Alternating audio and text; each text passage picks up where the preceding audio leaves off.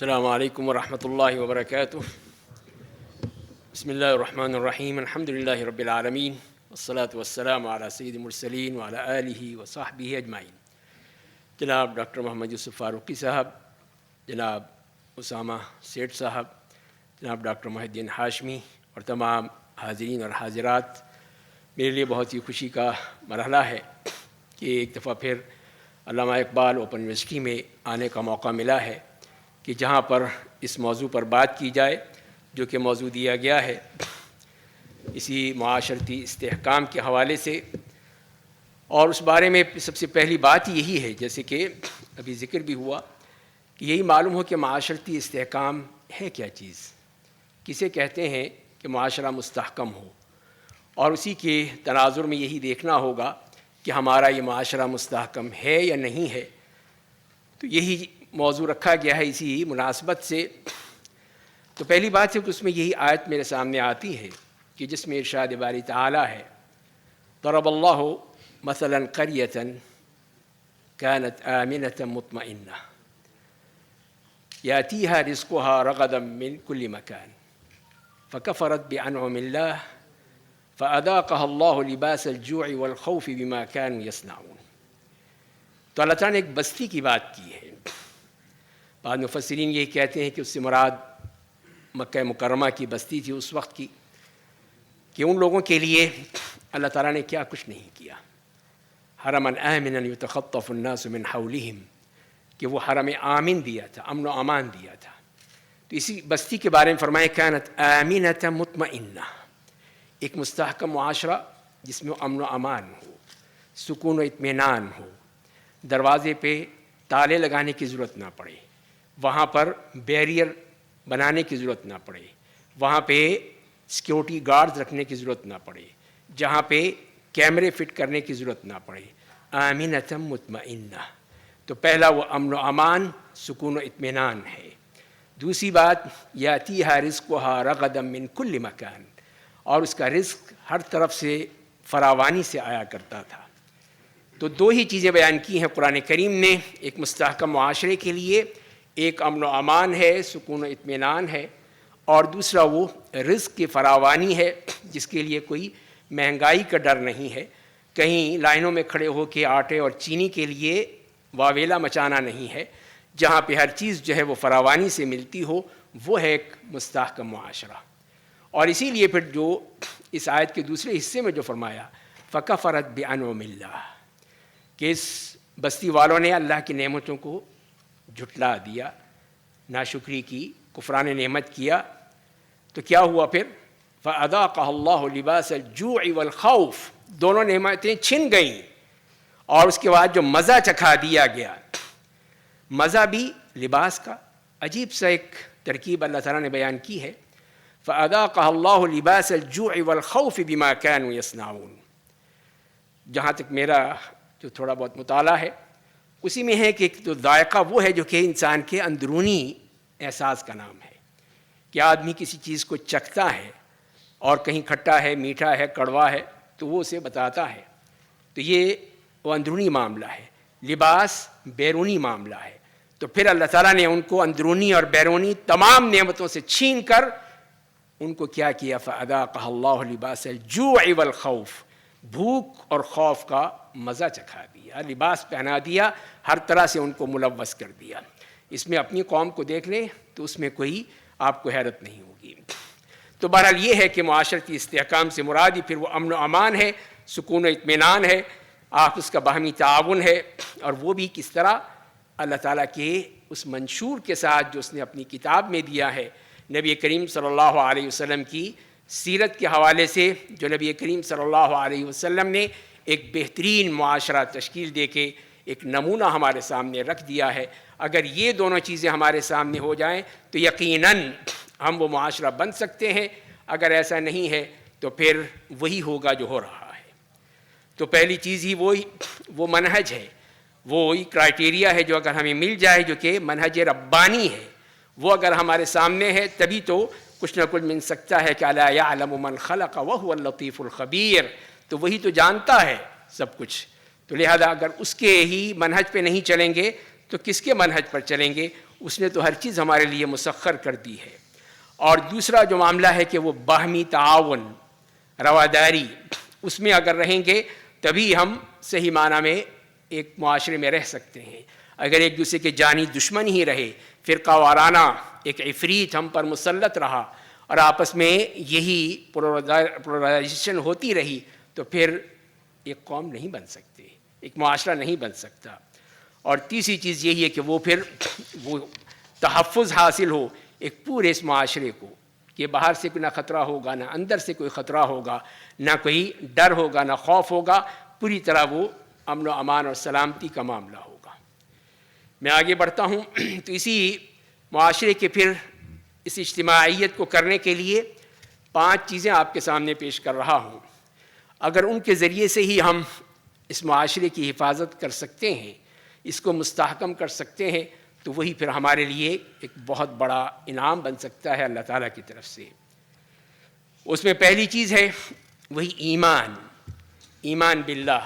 ایمان باللہ ہے وہی ہمارے لیے بہت سی چیزوں کو ہی آسانیاں فرما دیتا ہے، آسانیاں کر دیتا ہے. قرآن کریم نے اسی کو فرمایا ہے کہ من عمل صالحا من ذکر او انثى وهو مؤمن فلنحيينه حياة طيبة وَلَنَجْزِيَنَّهُمْ أَجْرَهُمْ بِأَحْسَنِ مَا كَانُوا يَعْمَلُونَ. کہ کوئی بھی مرد، کوئی بھی عورت جس نے بھی نیک عمل کیا ہو اور وہ مومن ہے، صاحب ایمان ہے، ایمان کی لازمی شرط ہے، فَلَنُحْيِيَنَّهُ حَيَاةً طَيِّبَةً، اس کو ہم ایک پاکیزہ زندگی عطا فرمائیں گے. یہی تو اللہ کا وعدہ ہے اور یقینی طور پر کہا ہے کہ وہ اس حالت میں اور آخرت میں وَلَنَجْزِيَنَّهُمْ أَجْرَهُمْ بِأَحْسَنِ مَا كَانُوا يَعْمَلُونَ، اور آخرت میں ان کو بہترین بدلہ عطا فرمائیں گے ان کے عمل کی. تو پھر شرط اول یہی ہے کہ ایمان اور عمل صالح. ایمان اور عمل صالح ہے تبھی ہم کامیاب ہو سکتے ہیں. اب اس سے کیا حاصل ہوگا؟ پہلی طور پہ ہی وہ ذہنی اطمینان ہے. والذین آمنوا وعملوا الصالحات وآمنوا بما نزل على محمد وهو الحق من ربهم كفر عنهم سیئاتهم واصلح بالهم. تو یہ بال کیا ہے؟ یہی تو وہ ذہنی اطمینان ہے جس کو اللہ تعالیٰ ایمان اور عمل صالح کی صورت میں ہی دیتے ہیں. دوسری جگہ بھی فرمایا کہ سیہدیہم ویصلح بالہم.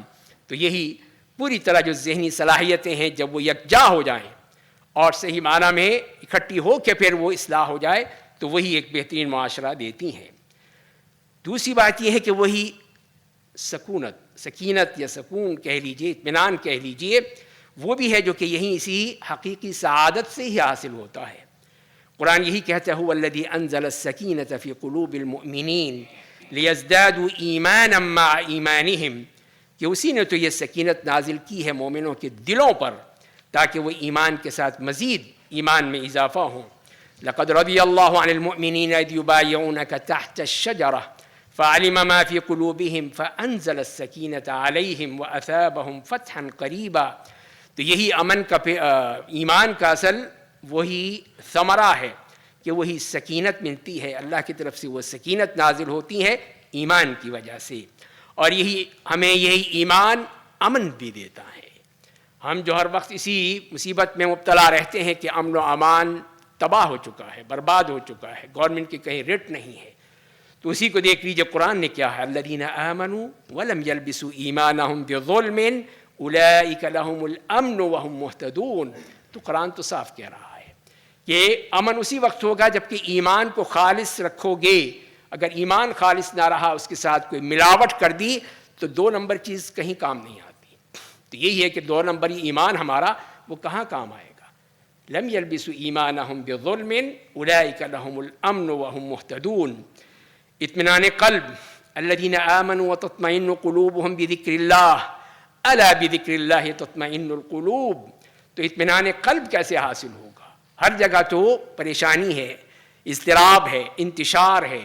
تو یہی چیز جو فرما دیا گیا ہے کہ الذین آمنوا، ایمان کے ساتھ ہی پھر وہ اطمینان قلب ہے، وہ اگر ہوگا تبھی یہ چیز ملے گی. یہیں سے برکت بھی ملے گی، رزق میں فراوانی بھی ہوگی. وَلَوْ أَنَّ أَهْلَ الْقُرَىٰ آمَنُوا وَاتَّقَوْا لَفَتَحْنَا عَلَيْهِمْ بَرَكَاتٍ مِّنَ السَّمَاءِ وَالْأَرْضِ وَلَكِنْ كَذَّبُوا فَأَخَذْنَاهُمْ بِمَا كَانُوا يَكْسِبُونَ. تو اللہ کا وعدہ ہے اگر وہ ایمان لے آئے، تقوی اختیار کر لیں، تو ہم ان کے لیے آسمان اور زمین سے برکتیں نازل فرما دیں گے، گے، کھول دیں گے. اب تو بارش ہو گئی، لیکن یہ کس کے صدقے ہوئی ہے؟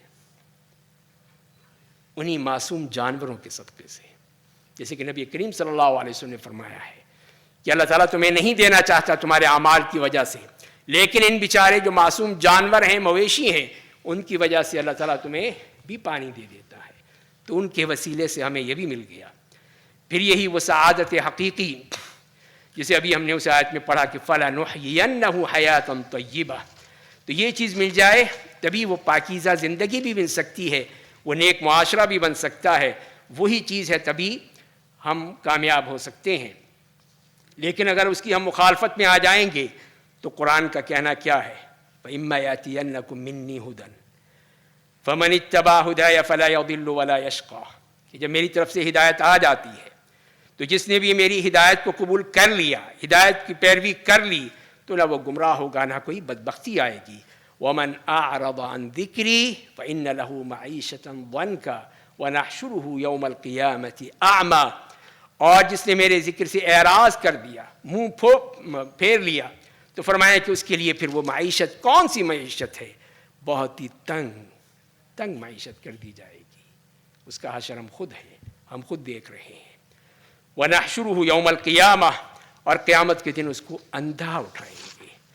تو یہ ہے وہ اسی چیز کا جب اللہ کے ذکر سے اعراض ہوگا، اللہ کے ذکر کے رمضان کا مہینہ ہوگا، ہمارے نوجوان میچ دیکھ رہے ہوں گے، اس لیے کہ یہ ایونٹ جو ہے 29 سال بعد اس ملک میں ہوا ہے. رمضان تو آتا ہی رہتا ہے نا، ہر سال آتا ہے. تو اس سال تو نہیں، رمضان کی کوئی ضرورت نہیں تھی ہمیں، خام خواہ آ گیا. ہمیں تو اس وقت میچز دیکھنے تھے. تو قرآن کا یہی جو اس بارے میں ایک نمونہ اور دیا ہے. ایک تو وہ نمونہ میں نے عرض کیا تھا شروع میں کہ جس میں فرما دیا جائے اس بستی کے بارے میں، لیکن سورہ سبا میں ایک اور چیز بھی بیان کی ہے.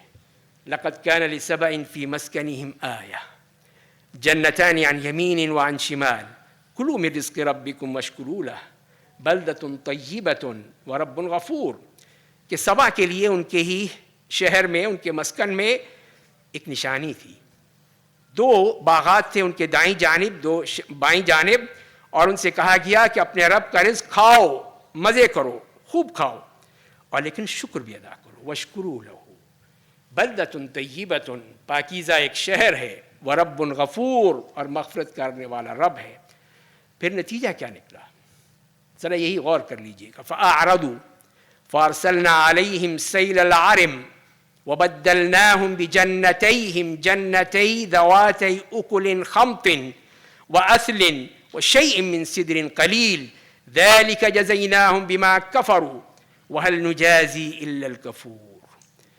تو دیکھ لیجئے پھر کیا ہوا کہ پھر انہوں نے منہ پھیر لیا، کوئی شکر نہیں، کوئی کسی قسم کی کوئی اللہ کے سامنے جھکنا نہیں ہے. فَأَعْرَضُوا، تو پھر ہم نے کیا کیا؟ وہ سیلاب بھیج دیا. سیل العارم، تو عارم کا وہ سیلاب جو ان کو بہا کر لے گیا. بدلناہم بجنتیہم جنتین، ان کے سارے باغات ختم ہو گئے، سب بہہ گئے، سب رڑ گئے، کچھ نہیں باقی رہا، سب ختم ہو گیا. جنتین ذواتی اکل خمط، سوائے کچھ جھاڑیوں کی، کچھ کانٹے دار، کچھ بیریاں، یہی چیزیں رہ گئیں جو پانی کے بہہ جانے کے بعد باقی رہ جاتی ہیں. کہاں گئے ان کے باغات؟ ان کے باغات کے بارے میں تو یہ کہا جاتا ہے، مفسرین لکھتے ہیں کہ اگر کوئی بھی شخص ایک ٹوکرا اپنے سر پر رکھ کے گزر جائے اس درختوں کے نیچے سے، تو جب تک کہ باہر نکلے گا اس کا ٹوکرا پھلوں سے بھر چکا ہوگا. یہ وہ جنتیں تھیں، وہ باغات تھے. تو یہی چیز ہے کہ جو اللہ نے ہمیں دی، لیکن ہم نے اس کا کوئی خیال نہیں کیا. تو ایمان کی بات ہو رہی تھی. دوسری بات وہ ہے اخوت اور بھائی چارہ. جب تک کہ یہ، جیسے کہ ڈاکٹر طاہر عسکری صاحب نے بھی اشارہ فرمایا کہ یہی جو فرقہ واریت ہے، کہیں صوبائیت ہے، کہیں لسانیت ہے، کہیں پارٹی بازی ہے، کہیں کچھ اور ہے، جس نے ہمیں تقسیم کر رکھا ہے، تو پھر اخوت کہاں آئے گی؟ وَاعْتَصِمُوا بِحَبْلِ اللَّهِ جَمِيعًا وَلَا تَفَرَّقُوا وَاذْكُرُوا نِعْمَةَ اللَّهِ عَلَيْكُمْ إِذْ كُنْتُمْ أَعْدَاءً فَأَلَّفَ بَيْنَ قُلُوبِكُمْ فَأَصْبَحْتُمْ بِنِعْمَتِهِ إِخْوَانًا وَكُنْتُمْ عَلَى شَفَا حُفْرَةٍ مِّنَ النَّارِ فَأَنْقَذَكُم مِّنْهَا كَذَلِكَ يُبَيِّنُ اللَّهُ لَكُمْ آيَاتِهِ لَعَلَّكُمْ تَهْتَدُونَ۔ تو یہاں پہ بھی یہی حکم ہوا کہ اللہ کی رسی کو مضبوطی سے پکڑ لو، اللہ کی رسی کو، قرآن کریم کو، نبی کریم کی سنت کو، آپ کی سیرت کو، اس کو پکڑ لو تو یہ تمہارے کام آئے گی۔ اور دیکھو ٹکڑے ٹکڑے مت ہو جانا۔ تو وہاں تو تصور بھی نہیں تھا، وہاں تھا تو ایک دشمن ہی سامنے تھا، آپس میں سب متحد تھے، متفق تھے، لیکن آئندہ جو کچھ ہونا تھا اللہ تعالیٰ نے اسی کی طرف نشاندہی کر دی اور فرمایا کہ اس نعمت کو یاد کرو کہ جب تم دشمن تھے، ایک دوسرے کے خون کے پیاسے تھے۔ اوس اور خزرج آپ کے ذہن سے دور نہیں ہونا چاہیے، وہی چیز ہے کہ آپس میں ایک دوسرے کے قتل کرنے کے لیے، خون بہانے کے لیے، یہی ان کا کام تھا، لیکن اللہ نے انہی دو چیزوں سے ہی فَأَلَّفَ بَيْنَ قُلُوبِكُمْ، تمہارے دلوں کو متحد کر دیا، متفق کر دیا، آپس میں ملا دیا۔ فَأَصْبَحْتُمْ بِنِعْمَتِهِ إِخْوَانًا، اس کی نعمت سے تم بھائی بھائی بن گئے۔ تو اب یہ ہے کہ قابیل اور حابیل کی طرح ایک دوسرے کی گردنیں مارو گے، قتل کرو گے۔ وَكُنْتُمْ عَلَى شَفَا حُفْرَةٍ مِّنَ النَّارِ، آگ کے کنارے پہ تم کھڑے تھے، ایک دھکے کی ضرورت تھی جہنم میں گر جاتے۔ فَأَنْقَذَكُم مِّنْهَا، اس نے تو تمہیں بچا لیا، اس نے ہی تمہیں اس جہنم سے، اس آگ سے بچا کے تمہیں سلامتی کا راستہ دکھا دیا۔ كَذَلِكَ يُبَيِّنُ اللَّهُ لَكُمْ آيَاتِهِ لَعَلَّكُمْ تَهْتَدُونَ۔ اور اسی میں یہ حدیث بھی سن لیجئے کہ جس میں نبی کریم صلی اللہ علیہ وسلم فرماتے ہیں کہ خیار ائمتکم الذین تحبونہم ویحبونکم، کہ تمہارے جو حکمرانوں میں سب سے جو بہترین ہے، جس سے تم محبت کرتے ہو وہ تم سے محبت کرتے ہیں۔ وتدعون اللہ لہم ویدعون اللہ لکم، اور تم ان کے لیے دعائیں کرتے ہو اور وہ تمہارے لیے وہ دعائیں کرتے ہیں۔ اور بدترین حکمران کون ہیں؟ فرمایا الذین تبغضونہم ویبغضونکم، اور سب سے بدترین وہ ہیں جو تم سے نفرت کرتے ہیں اور تم ان سے نفرت کرتے ہو۔ وتلعنونہم ویلعنونکم، اور تم ان کو لعن طعن کرتے ہو، تمہیں لعن طعن کرتے ہیں۔ قیل یا رسول اللہ افلا ننابذہم، کہا گیا کہ یا رسول اللہ کیوں نہ ہم ان کے خلاف کھڑے ہو جائیں، بغاوت کر دیں۔ قال لا ما اقاموا الصلاة فیکم، نہیں، جب تک کہ وہ تم میں وہ نماز قائم کرتے ہیں۔ فَإِذَا رَأَيْتُم مِّن وَالِيكُمْ شَيْئًا تَكْرَهُونَهُ فَاكْرَهُوا عَمَلَهُ وَلَا تَنزِعُوا يَدًا مِّن طَاعَةٍ، اگر تم اپنے حکمران سے کوئی چیز بری سمجھتے ہو، دیکھتے ہو، تو پھر اس کے عمل کو برا سمجھو، لیکن اس کی طاعت سے باہر مت نکلو۔ تو دیکھ لیجئے کہ یہ ہے وہ اصل چیز جو بیان کر دی گئی ہے کہ آپس میں جو اخوت ہے، جو بھائی چارہ ہے، سمع و طاعت ہے، تاکہ امن رہے، سکون رہے، اطمینان رہے، یہی چیز جو ہے آگے لے جاتی ہے ہمیں۔ لیکن اگر ہر دفعہ یہی چلتا رہے گا کہ ایک وہ حکمران ہے تو ایک اپوزیشن ہے، لڑتے ہی رہیں گے، تو پھر کیسے یہ اخوت بنے گی؟ یہاں تو یہ تک کہہ دیا گیا کہ جیسے کہ سیدنا ابو ذر رضی اللہ تعالیٰ عنہ فرماتے ہیں کہ میں نے ایک دفعہ انہوں نے اپنے کپڑے پہنے ہوئے تھے، اپنی چادر تھی، اور ان کا جو غلام تھا اس کی چادر بھی تھی، لیکن جو اوپری چادر تھی دونوں کی ایک ہی تھی، اور نچلی چادر وہ ذرا کم درجے کی تھی، دونوں کی ایک ہی تھی۔ تو کسی نے کہا کہ یہ کیا کیا آپ نے؟ جو ذرا کم تر درجے کا کپڑا تھا وہ ذرا دے دیتے اپنے غلام کو، اور اچھی چادر آپ پہنتے۔ تو انہوں نے کہا کہ وجہ کیا ہے؟ یہ بتایا انہوں نے کہ ہوا یہ کہ میں نے ایک دفعہ ایک اپنے ہی ساتھیوں میں سے کسی کو کہہ دیا، یبن السودا، اے کالی کلوٹی کے۔ دیکھیے رسول اللہ نے کیا کہا، یا ابا ذر اعیرتہ بامہ، اے ابو ذر تو نے اس کو اپنی ماں کا طعنہ دیا ہے اس کو، انک امرؤ فیک جاہلیہ، تیرے اندر تو اب تک جاہلیت باقی ہے۔ پھر فرمایا کہ اخوانکم خولکم، تمہارے یہ بھائی ہیں، یہ تمہارے ملازم، تمہارے بھائی ہیں، تمہارے خدمتگار ہیں، جعلہم اللہ تحت ایدیکم، ان کو اللہ نے تمہارے ہاتھ تلے کیا ہے۔ فمن کان اخوہ تحت یدہ فلیطعمہ مما یأکل، تو جو بھی جس کا بھی یہ بھائی اس کے ہاتھ تلے ہو تو اس کو وہی کھلائے جو خود کھاتا ہے۔ یہ نہیں ہے کہ کل کی باسی دال تو تم کھا لینا، جو آج کا تازہ کھانا ہے وہ ہم کھائیں گے۔ وَلْيُلْبِسْهُ مِمَّا يَلْبَسْ، جو خود پہنتا ہے وہ اس کو پہنائے اپنے اس ملازم کو. وَلَا تُكَلِّفُوهُمْ مَا يَغْلِبُهُمْ، اور ان کو وہ کام مت دو جو وہ نہ کر سکیں. فَإِن كَلَّفْتُمُوهُمْ فَأَعِينُوهُمْ، اگر کوئی کام دیا ہے تو پھر ان کی مدد بھی کرو. تو یہ دیکھیے یہ ہے وہ بھائی چارہ سب کے لیے ہے، اوپر سے لے کے نیچے تک، چاہے وہ حکمران ہے، چاہے وہ ایک غلام ہے، ایک خدمت گار ہے، وہ بھی بھائی ہے. تو پھر تو یہ بھائی چارہ کے حقوق ہیں جو کہ ادا کرنے ہیں. اسی میں تعاون ہے، ایک دوسرے کے ساتھ مدد ہے. اور وہ جو نبی کریم صلی اللہ علیہ وسلم نے 6 حقوق بیان کر دیے ایک مسلمان کے دوسرے مسلمان پر، وہ اگر ہم پوری طرح اس کو ادا کر لیں تو وہی اخوت ہو سکتی ہے کہ جس میں نبی کریم صلی اللہ علیہ وسلم نے فرمایا ہے اذا لقیتہ فسلم علیہ، ملاقات ہو تو سلام کرو. ہم تو سلام کرنا جانتے ہی نہیں ہیں، شاید جو اپنوں کو کریں گے دوسروں کو نہیں کریں گے. وَإِذَا دَعَاكَ فَأَجِبْهُ، وہ تمہیں بلائے تو اس کی دعوت کو قبول کر لو. وَإِذَا اسْتَنصَحَكَ فَانصَحْ لَهُ، اگر وہ تم سے نصیحت طلب کرے تو اس کو نصیحت کرو. وَإِذَا عَطَسَ فَحَمِدَ اللَّهَ فَشَمِّتْهُ، اور اگر اس کو چھینک آئے تو الحمدللہ کہے تو تم اس کا جواب دو. وَإِذَا مَرِضَ فَعُدْهُ، بیمار ہو تو اس کی عیادت کرو. وَإِذَا مَاتَ فَاتَّبِعْهُ، اور اگر وہ انتقال کر جائے تو اس کے جنازے میں جاؤ. اور اسی طرح پھر اسی بھائی چارے کا نازمی نتیجہ یہ ہے کہ ہر قسم کا بغض، عداوت، تجسس، بدگمانی سب ختم ہونی چاہیے. نبی کریم صلی اللہ علیہ وسلم فرما دی ایاکم والظن فإن الظن اکذب الحدیث ولا تحسسوا ولا تجسسوا ولا تحاسدوا ولا تدابروا ولا تباغضوا وكونوا عباد اللہ اخوانا. تو یہ اخوت یہیں سے پیدا ہوگی کہ دیکھو کسی سے بدگمانی مت کرو، اس لیے کہ یہی ظن سب سے جھوٹی بات ہے کہ بدگمانی کی بنیاد پہ ہی تم کیا کچھ بنا لیتے ہو. اور نہ ہی کسی کی اس طرح ٹوہ لینا کوشش کرو، نہ کسی کے تجسس کرو، نہ حسد کرو، نہ اس کی پیٹھ پیچھے بات کرو، اور نہ ہی آپس میں بغض رکھو، اور بھائی بھائی اللہ کے بندے بن جاؤ.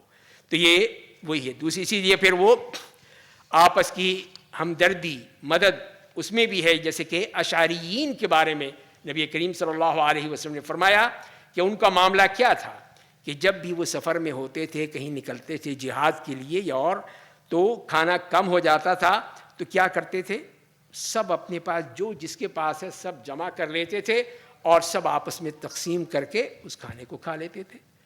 تو یہی آپ نے ان کی مثال دے کے ہی بتایا کہ یہ ہے وہ مواصلات اور ہمدردی. اور پھر یہ ہے کہ ایک دوسرے کی حاجت، ضرورت، اس کے موقع پہ کام آنا. تو وہی چیز جو ہے انسان کی وہی اخوت کی پہچان ہے. تو فرمایا کہ المسلم اخو المسلم لا يظلمه ولا يسلمه ومن كان في حاجة أخيه كان الله في حاجته. یہ مسلمان کا بھائی ہے، اس کو پہ ظلم نہیں کرتا، اس کو وہ چھوڑ نہیں دیتا مصیبت میں. اور کوئی بھی اپنے بھائی کی ضرورت میں ہو تو اللہ اس کی ضرورتیں پوری کر دیتا ہے. ومن فرج عن مسلم فرج اللہ عنہ کربۃ من کربات یوم القیامہ، کہ جس نے بھی کسی مسلمان کی کسی مصیبت، پریشانی، دکھ، تکلیف رفع کر دی، اللہ تعالیٰ قیامت کے دن وہاں کے جو مسائل ہوں گے اس کو آسان کر دے گا، وہ اس کے لیے آزاد ہو جائے گا. ومن ستر مسلما سترہ اللہ یوم القیامہ، اور جس نے بھی کسی مسلمان پہ پردہ ڈال دیا، اس کی غلطی کو چھپا لیا، تشہیر نہیں کی، اللہ تعالیٰ قیامت کے دن اس کا بھی پردہ رکھ لیں گے. تو لہذا پھر یہ ہے وہ اصل چیز جو ہمیں بتائی گئی. اسی طرح پھر انفاق ہے، بذل الطعام ہے، ایثار و قربانی ہے. یہ وہ جو ہے اسی وقت ہو سکتے ہیں کہ جو کہ ہم ایک معاشرے میں اسی بھائی چارے کو کے چلن دیں گے. نبی کریم صلی اللہ علیہ وسلم کی سیرت کی طرف آتے ہیں کہ جس میں سہل رضی اللہ تعالیٰ عنہ فرماتے ہیں کہ ایک خاتون نے نبی کریم صلی اللہ علیہ وسلم کے لیے ایک چادر بن کر لائی، خود اس نے بنی دھاگوں سے، جو کچھ بھی میسر تھا. تو اس کا بھی حاشیہ بھی کہ اس کا بہت ہی بنا ہوا تھا، جیسے کہ صحابہ کہتے ہیں، اور اسی کو بردہ یا شملہ اس چادر کو کہتے ہیں. تو اس نے کہا کہ میں آپ کو پیش کر دوں، تو کہا کہ ٹھیک ہے لے آؤ. تو اس نے یہ کہا کہ میں لائی ہوں تاکہ آپ پہن لیں اس کو، یہ ان کو یہی کہیں دیں کسی کو تو آپ پہن لیجئے گا. یہ اکسو کہا. تو نبی کریم صلی اللہ علیہ وسلم نے لے لیا اور ظاہر کی ضرورت بھی تھی آپ کو، تو لے کر پھر آپ اندر گئے اور پھر آپ نے اس کو پہن کر واپس آئے. تو صحابہ کرام نے بھی کہا کہ ماشاءاللہ بہت خوبصورت ہے، بہت خوبصورت چادر ہے. تو ایک صحابی نے کہا کہ یا رسول اللہ یہ مجھے دے دیں. اکسنیہا، مجھے پہنا دیجیے. ما احسنہا، کتنی خوبصورت ہے یہ. تو نبی کریم صلی اللہ علیہ وسلم تو کہ ہاں نا کا لفظ تو تھا ہی نہیں، تو اسی لیے فرمایا کہ آپ تشریف لے گئے اور اندر گئے، دوبارہ بدل کر آئے اور وہ چادر لپیٹ کر اس کو دے دی. صحابہ نے اس کو ملامت کی کہ تم کیسے آدمی ہو. نبی کریم صلی اللہ علیہ وسلم نے وہ چادر جو لی تھی، آپ کو ضرورت بھی تھی، آپ کے پاس شاید اور چادر نہیں تھی، تو آپ نے پہنی تھی اور آپ نے اسی لے لی اور پہن بھی لی. اور تمہیں پتہ ہے کہ رسول اللہ کبھی کسی چیز کو منع نہیں کرتے، کسی کو نا نہیں کہتے. تو اس نے کہا کہ میں یہ چاہتا ہوں کہ میں پہننے کے لیے نہیں، اس لیے کہ یہ چادر میرا کفن بن جائے. تو یہ وہ لوگ تھے. اور پھر اسی اخوت اور بھائی چارے کی جو چیزیں جو اس کے مخالف چیزیں ہیں جن کی وجہ سے یہ اخوت ختم ہو جاتی ہے، ذرا اپنے معاشرے پہ غور کیجئے گا. ایک تو یہی ہے کہ دنیاوی مسابقت، کہ دنیا ہی دنیا، بس اس کے پیچھے ہی بھاگنا ہے. پھر یہی دیکھنا ہے کہ مجھے کیا ملے گا، مجھے کیا ملنا چاہیے، میرا گھر، میری کوٹھی، میری گاڑی، سب یہی ہے کہ اپنے اسی دنیا میں ہی مست ہے، آخرت کا کوئی تصور نہیں ہے. تو وہاں پہ کوئی بھائی چارہ تو نہیں ہوتا. پھر وہاں تو یہی ہوتا ہے کہ مجھے یہ بھی مل جائے، اس کو ملے یا نہ ملے، مجھے تو مل جائے. پھر لڑائی جھگڑا، فساد، بحث، مناظرہ، یہ چیزیں جو ہیں یہ، اور پھر یہ سب فساد پیدا کرتی ہیں، اخوت نہیں رہتی. اسی طرح آپ نے نسب حسب کی بات کی، اس کے اوپر فخر، اس کے لیے ایک ہی جملہ بتا دیا اللہ تعالیٰ نے، ان اکرمکم عند اللہ اتقاکم، تقوی والا ہی تم میں سب سے زیادہ بزرگ ترین ہے، کوئی حسب نسب کی بات نہیں ہے. اور پھر مذاق اڑانا، استہزاء کرنا، جس کو قرآن کریم میں سورہ حجرات نے صاحب بیان کیا ہے، اور اسی میں ہی وہ بدگمانی کی بات کی ہے. تو یہ وہ چیزیں ہیں کہ جس کے ذریعے سے پھر اس معاشرے سے بھائی چارہ اٹھ جاتا ہے، محبتیں ختم ہو جاتی ہیں، دشمنیاں بڑھتی چلی جاتی ہیں، عداوت بڑھتی چلی جاتی ہے، ایک دوسرے کے خلاف فوراً کہیں قلم ہاتھ میں آ جاتے ہیں، کہیں زبانیں چل پڑتی ہیں، اور آج کل تو فوراً ہی سوشل میڈیا پہ کیا کچھ نہیں ہو جاتا. تیسری چیز جو ہے اس معاشرے کے لیے، وہی عدل و انصاف. عدل و انصاف جو اس کی ریڑھ کی ہڈی ہے، اگر وہ نہیں ہے تو پھر یہ معاشرہ کیسے قائم رہ سکتا ہے. اس کا مطلب یہ ہے کہ ہر حقدار کو اس کا حق ملنا چاہیے، کسی کا حق جو ہے وہ ضائع نہیں ہونا چاہیے، کسی پہ کوئی ظلم نہیں ہونا چاہیے، کسی کے ساتھ کوئی زیادتی نہیں ہونا چاہیے. وہی تصور نہ ہو جو کہ نبی کریم صلی اللہ علیہ وسلم نے بتایا ہے کہ جو مکے میں وہ مخزومیہ کا واقعہ ہوا، جس نے چوری کی تھی اور آپ نے اس کے ہاتھ کاٹنے کا حکم دے دیا. ان کو فکر ہو گئی کہ قریشی خاتون کا ہاتھ کاٹا جائے گا. اسامہ سے کہا بھائی جا کے سفارش کرو، تم سب سے قریب ترین ہو، محبوب ترین ہو، جاؤ جا کے سفارش کر دو کہ اس کا ہاتھ نہ کاٹا جائے. تو نبی کریم صلی اللہ علیہ وسلم کے پاس گئے، سفارش کی، تو آپ نے کیا کہا، اتشفع فی حد من حدود اللہ، اللہ کی حدود میں سے کسی حد پہ تم سفارش کرنے آئے ہو. دیکھنی یہی چیز آپ سے ناقابل برداشت تھی کہ ایک حد کو ختم کرنے کے لیے سفارش کی جائے. اور پھر آپ نے فرمایا کہ یا ایھا الناس انما ضل من قبلکم انہم اذا کان سرق فیہم الشریف ترکوہ وَإِذَا سَرَقَ الضَّعِيفُ فِيهِمْ أَقَامُوا عَلَيْهِ الْحَدَّ وَإِيمُ اللَّهِ لَوْ أَنَّ فَاطِمَةَ بِنْتَ مُحَمَّدٍ سَرَقَتْ لَقَطَعْتُ يَدَهَا. یہ ہے وہ معیار، یہ ہے عدل کا معیار.